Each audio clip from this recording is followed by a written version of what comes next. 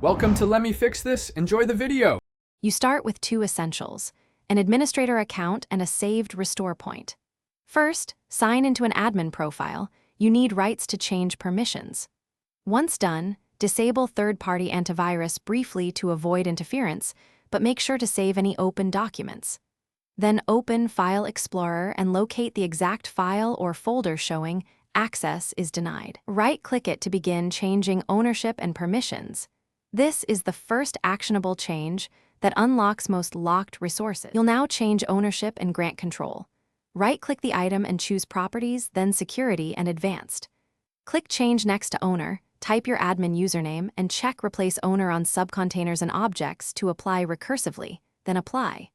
Once ownership is yours, add your account under Permissions, give full control, and check Replace all child object permissions if prompted.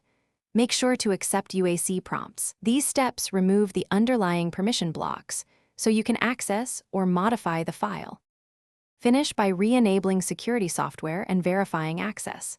If the GUI changes didn't take, open an elevated command prompt and run iCackle's path/grant username f/t to force permissions.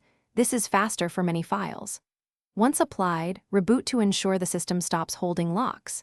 If you still see access is denied, run chkdsk/f on the drive to fix file system errors and retry ownership steps. One key troubleshooting tip: boot to safe mode to modify stubborn files without background locks. Thanks for watching. If you found this helpful, don't forget to like and subscribe.